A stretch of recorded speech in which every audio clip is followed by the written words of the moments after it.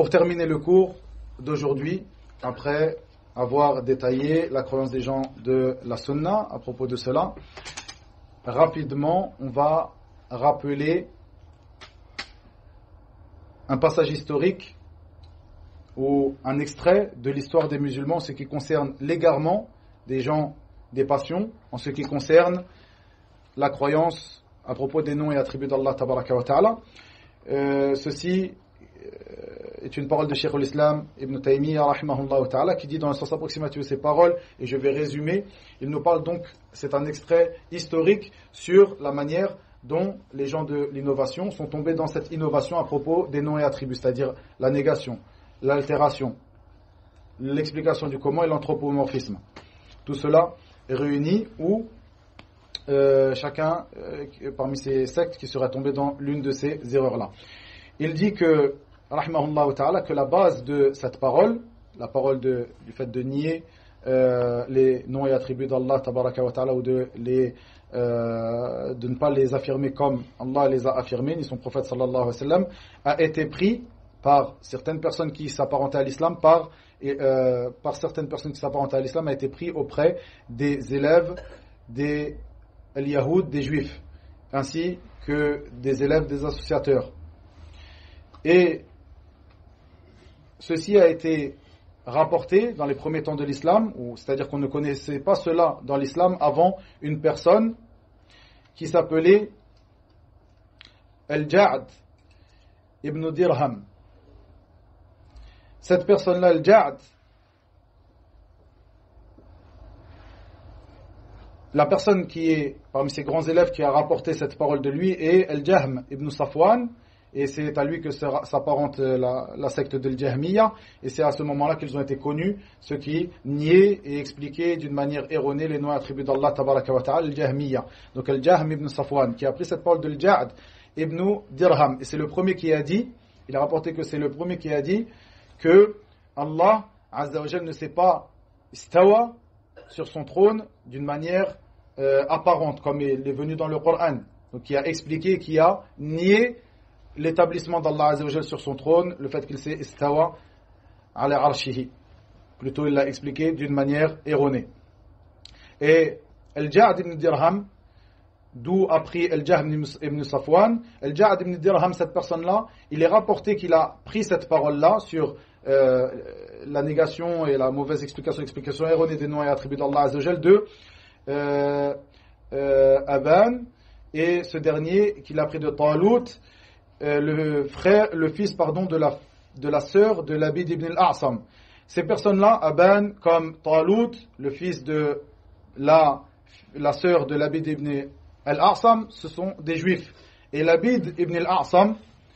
cette personne-là, c'était le juif qui a ensorcelé le prophète Mohammed sallallahu alayhi wa sallam, donc de l'appeler Labid ibn al-A'sam. Et il a rapporté donc que cette parole sur les noms et attributs, cette explication erronée des noms et attributs d'Allah Azza wa Jal, eh bien elle a été rapportée dans l'islam par ces juifs, et la base de cette parole-là est cette personne, ce juif qui a ensorcelé le prophète sallallahu alayhi wa sallam. Ensuite, Cheikh al-Islam nous dit que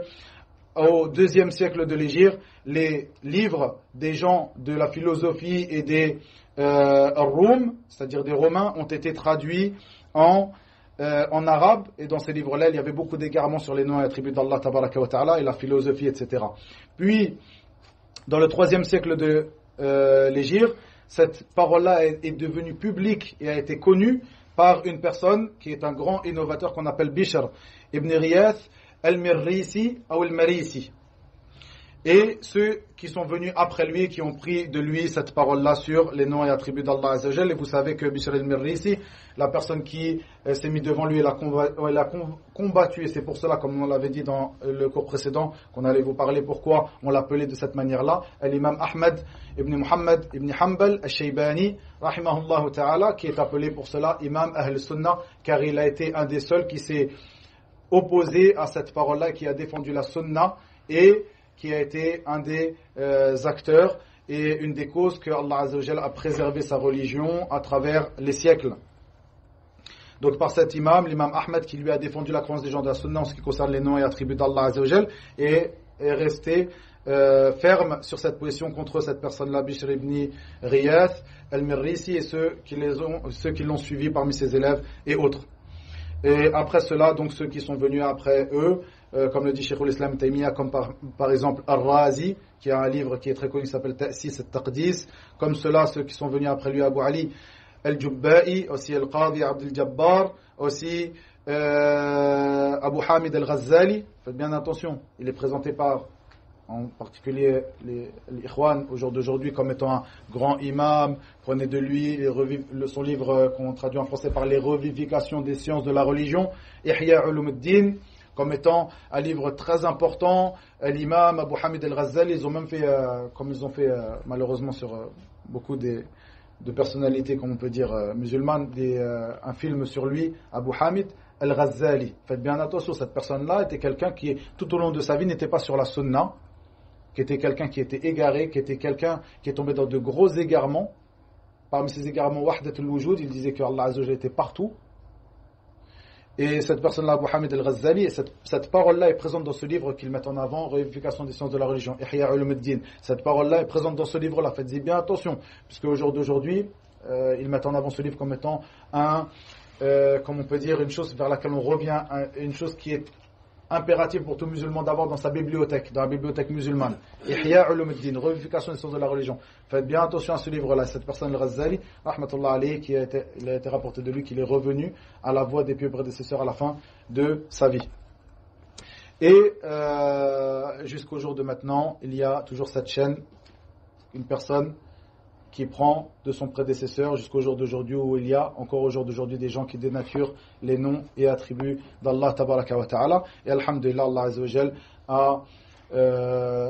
promis de préserver sa religion. Il préserve sa religion par les savants de notre communauté, les savants qui suivent ce manhaj, la voie des pieux prédécesseurs dans leur compréhension du Coran et de la Sunna, et ils nous l'enseignent, et nous vous l'enseignons au jour d'aujourd'hui. Wa ilahuna wa billahi tawfiq wa sallallahu wa sallam wa barak ala nabiyyina Muhammad wa akhiru da'wana anil hamdulillahi rabbil alamin.